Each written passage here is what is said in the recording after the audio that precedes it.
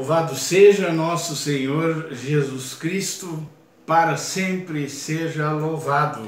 Estamos aí dando continuidade à exposição sobre os sacramentos. E hoje vamos trabalhar nessa colocação, essa palestra rápida e com dados também somente elementares, podemos dizer assim, né? Sobre esse sacramento do crisma. O esquema que nós seguimos, ele é um pouco diferente do que hoje se faz no catecismo, né?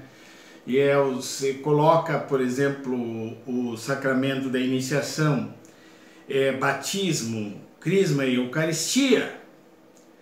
E os sacramentos de cura é confissão e unção dos enfermos. Mas nós seguimos assim o esquema mais ou menos de como se uma criança estivesse, ou um adolescente, um cristão na catequese. A gente começou com o batismo, depois a Eucaristia e o sacramento da reconciliação.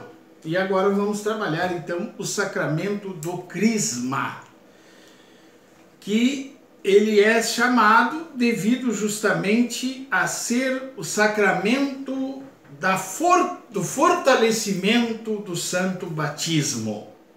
Ele pode ser chamado sacramento da crisma ou confirmação. Alguns dizem o sacramento do crisma, porque o crisma é o óleo que o bispo abençoa na quinta-feira santa, antes de iniciar o tríduo pascal, pela manhã, junto com todo o presbitério da diocese, são abençoados então os 3 óleos sagrados da igreja: o óleo dos catecúmenos, o óleo dos enfermos e o óleo do crisma, que é um óleo que tem toda uma preparação especial, uma oração especial, pedindo a efusão do Espírito Santo. Então é o rito da bênção dos óleos, é muito bonito. E normalmente também nessa celebração os sacerdotes da diocese fazem a sua renovação da consagração presbiterial. Muito bem. O ministro, nós vamos desenvolvendo vários conceitos, né? O ministro do crisma, do sacramento do crisma, é o bispo diocesano, porque ele tem o munus da igreja, ele é o sucessor dos apóstolos, tá? Claro, numa diocese muito grande, ou que exista uma situação um pouco mais difícil, o bispo pode nomear um pároco ou vigário geral ou outro sacerdote que possa crismar em nome dele. Mas isso é um ato extraordinário, não é ordinário, não pode ser ordinário no caso, né? Porque a confirmação que o bispo dá é algo histórico. Esse sacramento ele era dado aos que transladavam a Eucaristia, né? Porque era só o bispo que celebrava a Eucaristia. E aí haviam essas pessoas que a gente poderia chamar até de ministros extraordinários da comunhão, que transladavam essa Eucaristia até as pessoas das comunidades para comungar. E então, com o tempo, era necessário que esses homens e essas mulheres que faziam essa atividade recebessem uma confirmação na fé dessa ação importante que eles realizavam. Então surge o sacramento da confirmação. Mas nós temos um texto bíblico, né, que nós podemos nos basear, que é muito importante, vendo que os próprios apóstolos já confirmavam as pessoas e impunham as mãos sobre elas.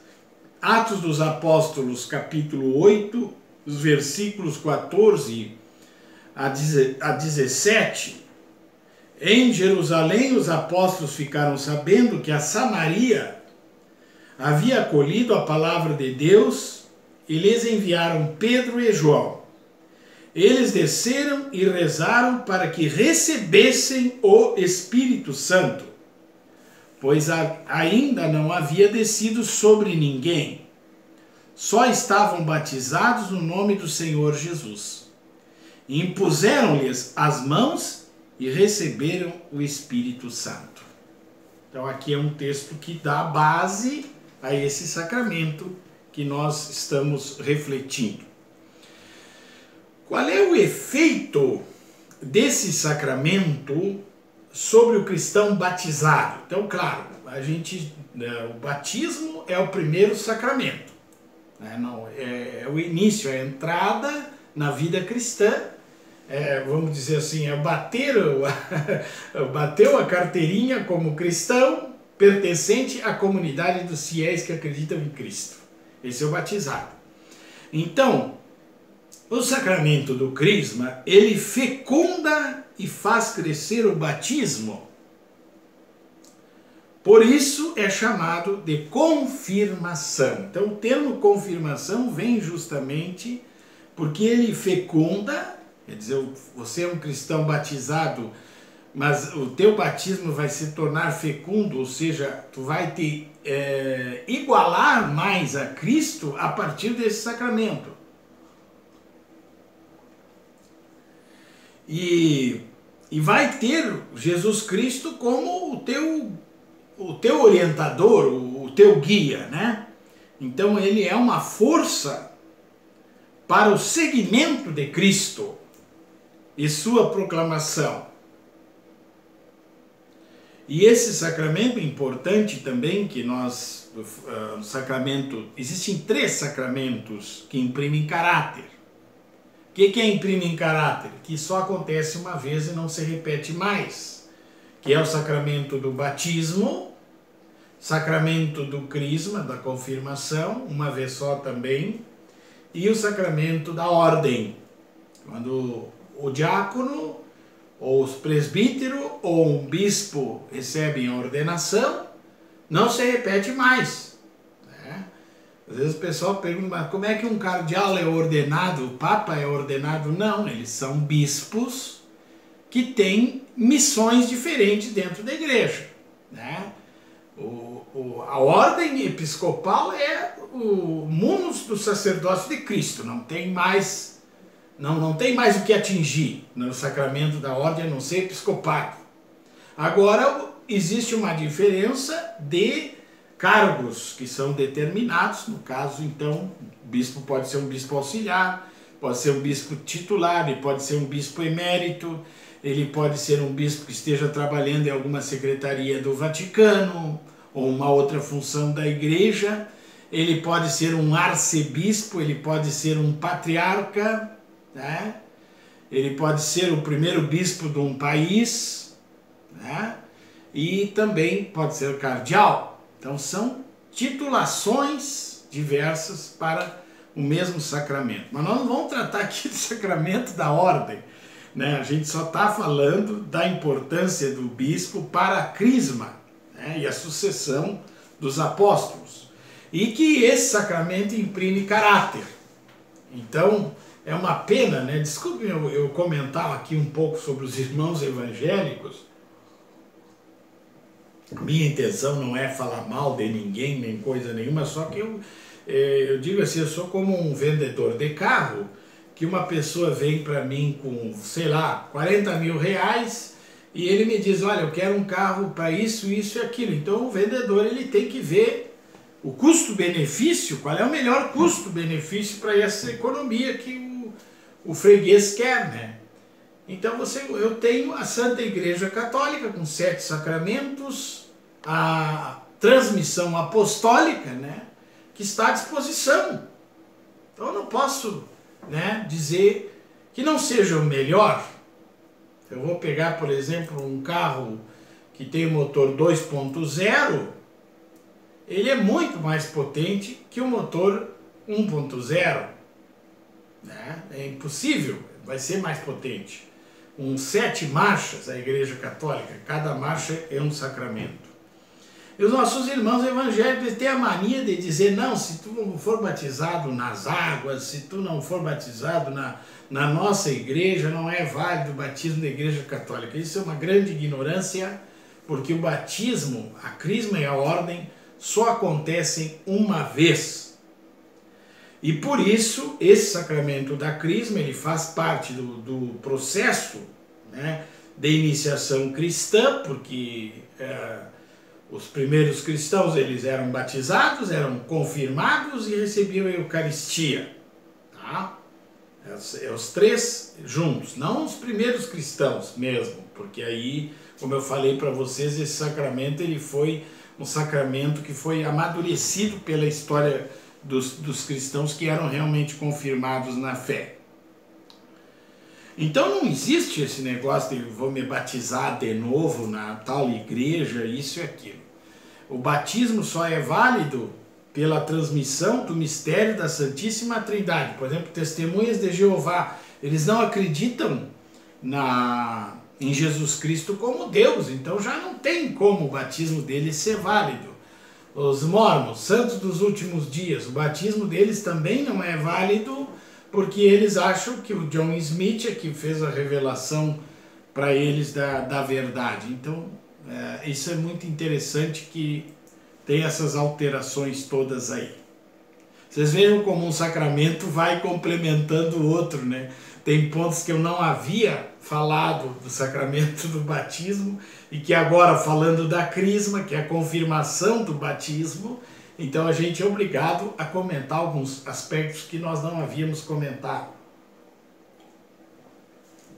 Agora, o que acontece com uma pessoa que é confirmada na fé? Isso é importante. Porque vocês vão me dizer assim, mas padre, qual é a utilidade desse sacramento para nós, né? Então, por que ele existe, por que ele é útil, por que ele é necessário? Eu lembro para vocês, todos os sacramentos fazem parte da economia da salvação, ou seja, é um plano de Deus concreto para que nós possamos nos salvar. Isso é importante, é muito importante mesmo. Então, as pessoas confirmadas na fé se tornam grandes amigos de Cristo e anunciadores de sua verdade. Então, a pessoa que recebe esse sacramento, e todo sacramento ele tem que ser livre, né? A pessoa tem que pedir livremente essa graça, porque senão não é válido.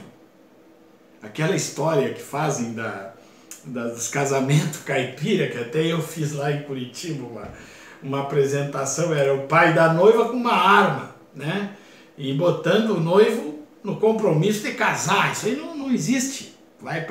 Se acontecer isso, o casamento não é válido. Você vai para um fórum eclesiástico e é declarado nulo esse sacramento, porque nenhum sacramento pode ser forçado. E eu nem posso receber o sacramento por vantagens. Por exemplo, vou me crismar, porque aí eu vou ser bem aceito na comunidade, todo mundo vai bater palma para mim. Isso aí é um sentido leviano, né? Uma leviandade que fere o sentido do sacramento. Por quê? Porque se eu recebo a crisma, eu tenho que me tornar grande amigo de Cristo e anunciador da sua verdade. Quer dizer, eu não posso ficar aí só no bem bom, né? Maria vai com as outras, a mídia fala um negócio, eu vou atrás. Não, eu tenho que ser uma pessoa firme na minha fé. Agora, hoje eu quero rapidamente me servir então do catecismo maior aqui, que eu achei interessante o texto. Juntamente com o batismo e a Eucaristia, o sacramento da confirmação constitui o conjunto dos sacramentos da iniciação cristã, cuja unidade deve ser salvaguardada. Por isso, é preciso explicar aos fiéis que a recepção desse sacramento é necessária à consumação da graça batismal. É necessária a consumação. Então vamos dizer que o sacramento da crisma é quase que um complemento do sacramento do batismo. Ele confirma, tá? Ele faz que se encerre a graça batismal. Com efeito, pelo sacramento da confirmação, os fiéis são vinculados mais perfeitamente à igreja, enriquecidos de força especial do Espírito Santo, e assim mais estritamente obrigados à fé, que como verdadeiras testemunhas de Cristo devem infundir e defender por palavras e por obras. Por palavras e por obras. E aí vem, aqui ele coloca sobre uma rápida visão da economia da salvação desse sacramento. No Antigo Testamento, os profetas anunciavam que o Espírito do Senhor repousaria sobre o Messias esperado, em vista de sua missão salvífica. A descida do Espírito Santo sobre Jesus por ocasião de seu batismo por São João Batista foi o sinal que era ele quem devia vir. Ele era o Messias, o Filho de Deus, concebido do Espírito Santo. Toda a sua vida, toda a sua missão se realizam em uma comunhão total com o mesmo Espírito, que o Pai lhe dará sem medida. Por isso também a gente pode dizer que através desse sacramento do Crisma, nós recebemos com mais força os dons do Espírito Santo, os carismas do Espírito Santo, as graças do Espírito Santo. Então, essa plenitude do Espírito Santo não devia descer apenas do Messias, devia ser comunicada a todo o povo messiânico. Por várias vezes Cristo prometeu essa efusão do Espírito, promessa que realizou primeiramente no dia da Páscoa e em seguida, de maneira mais marcante, no dia de Pentecostes. Repletos do Espírito Santo, os apóstolos começam a proclamar as maravilhas de Deus. Sabemos o capítulo tradicional de Atos 2. E Pedro começa a declarar que essa efusão do Espírito é sinal dos tempos messiânicos. Os que então creram na pregação apostólica e que se fizeram batizar também receberam o dom do Espírito Santo. A gente fala muito em renovar constantemente esse dom do Espírito Santo, né? Que é muito importante, porque senão nós realmente nos perdemos, né? Nesse caminho.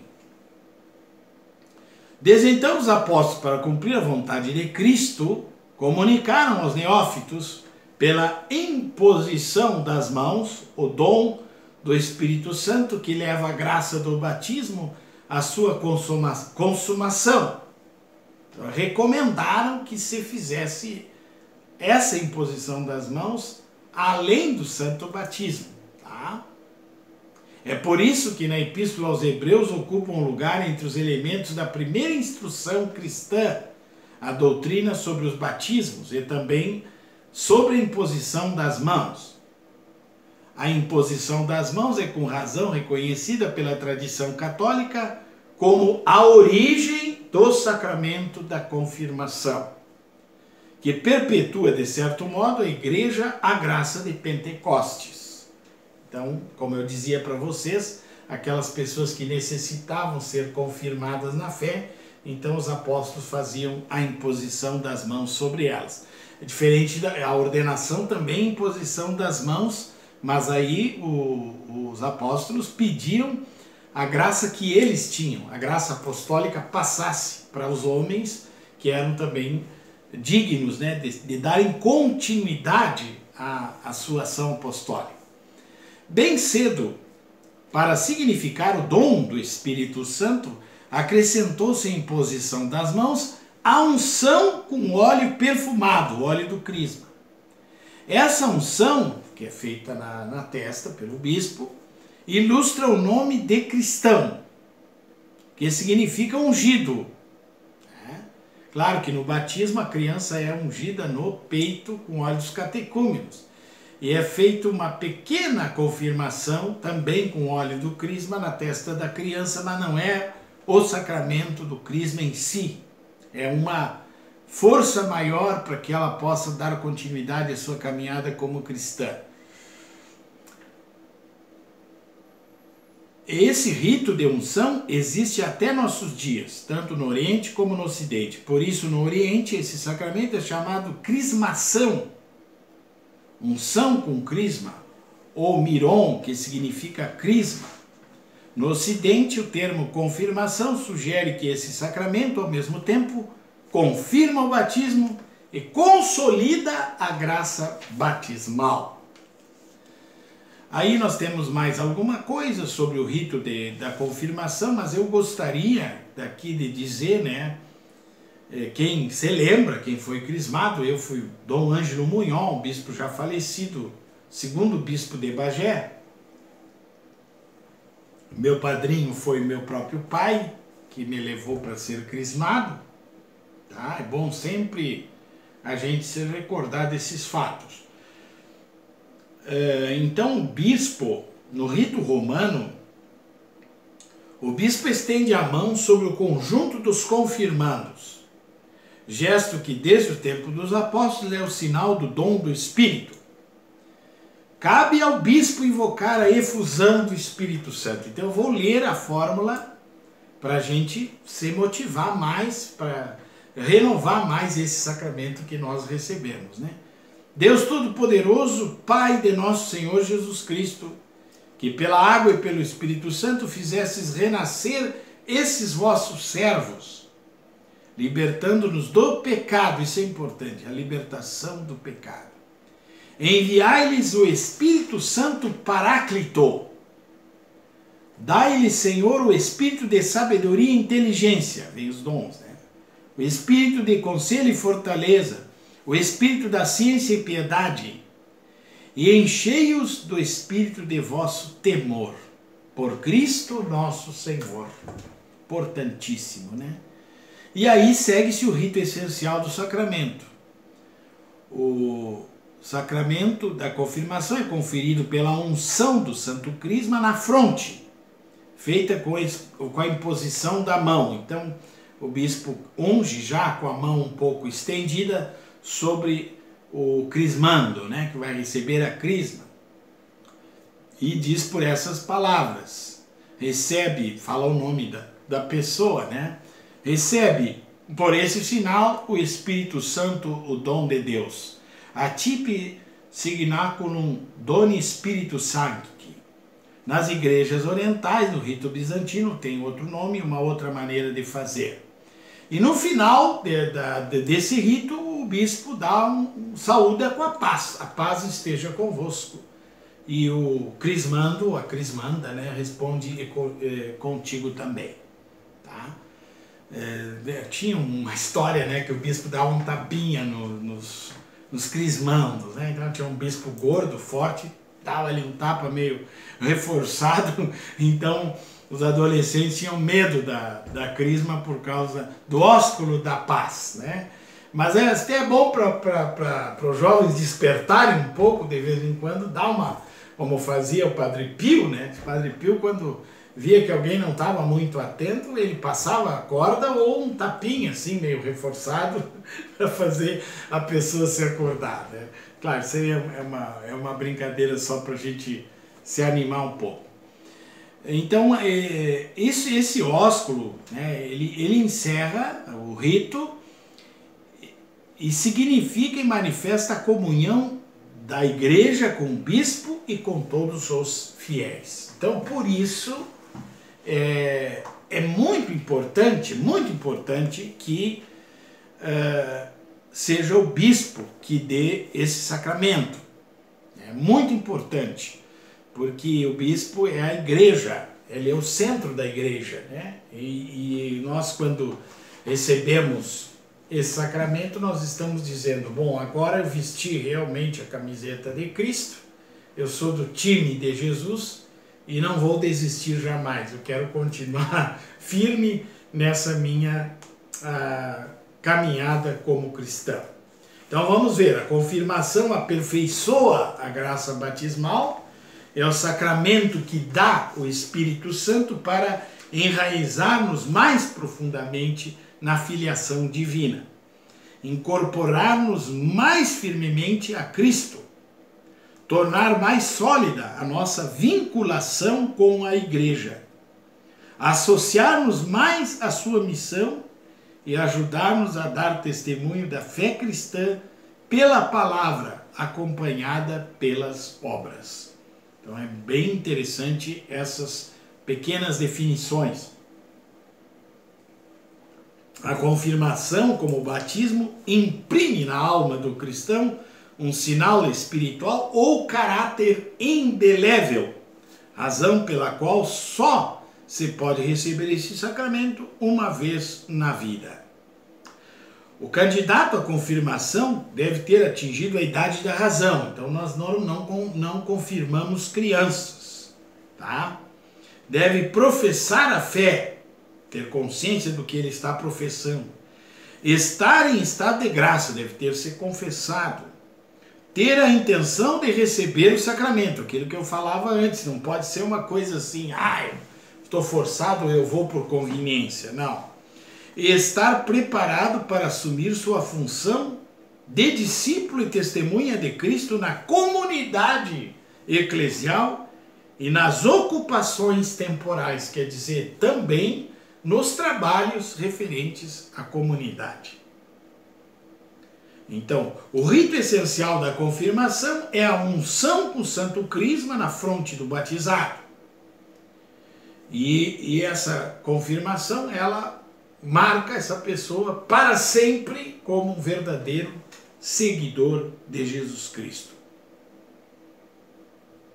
Quando a confirmação é celebrada em separada do batismo, sua vinculação com esse é expressa, entre outras coisas, pela renovação dos compromissos batismais. A celebração da confirmação no decurso da Eucaristia contribui para sublinhar a unidade dos sacramentos da iniciação cristã. Aí nós vemos, queridos irmãos, como é necessário nós conhecermos a nossa igreja, conhecermos a doutrina da igreja, para nós não cairmos em erro, mudarmos de religião. É triste saber que Jesus morreu crucificado, ressuscitou, deu a igreja para nós,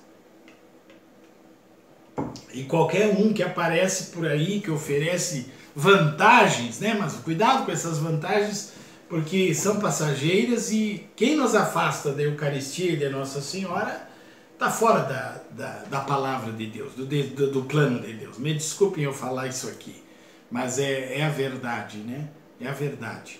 Então nós temos que ver que somos confirmados na fé e que temos uma missão, que não é uma missãozinha, uma missão importante. Nos salvar, salvando os irmãos. E a salvação nossa não é uma salvação particular, é uma salvação da igreja. A igreja unida se salva e busca, redime, A igreja, ela é misericordiosa pela sua essência, porque ela busca aqueles irmãos e irmãs que estão separados, que não estão vivendo a verdade de Cristo, que é tão importante para nós.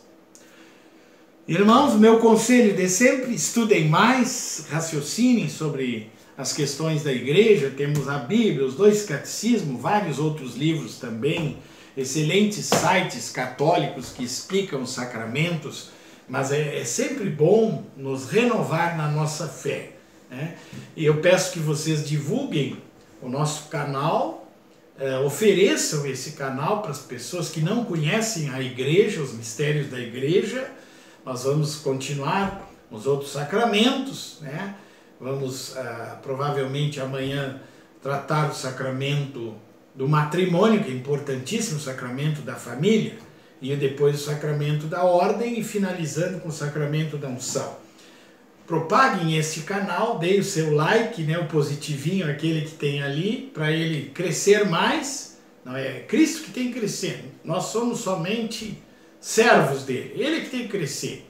Mas eu me senti na responsabilidade de colocar essas formações para as pessoas que muitas vezes não têm acesso à catequese. Vamos agora então receber a bênção de Deus. E vamos pedir de modo especial que aqueles que receberam o sacramento do Crisma, que seja renovado agora essa graça do Santo Crisma que nós recebemos e que nós possamos testemunhar cada vez mais esse Cristo vivo que está presente no meio de nós e que nós realmente nos sintamos como igreja. Pela intercessão da Santíssima Virgem de São José, nosso São Miguel Arcanjo, Anjo da Guarda, Padre Pio, Santa Rita de Cássia, abençoe-vos o Deus Todo-Poderoso, o Pai, o Filho e o Espírito Santo. Amém. Fiquem na paz de Jesus e um grande abraço.